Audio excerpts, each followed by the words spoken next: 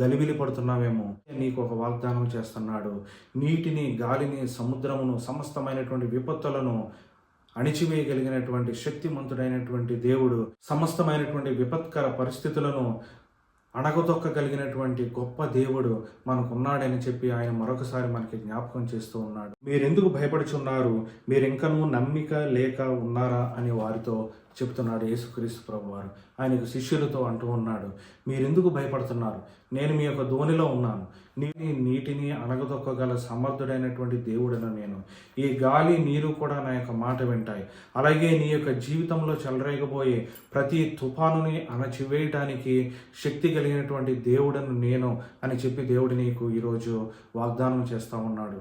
ఈ యొక్క నూతన సంవత్సరంలో మనం ప్రవేశించబోతూ ఉండగా దేవుడు ఒక ప్రశ్న అడుగుతున్నాడు. ఎందుకు భయపడుతున్నావు? ఇంకా నమ్మిక ఉంచలేకపోతున్నావా? గడిచినటువంటి కాలంలో నీకు సంభవించిన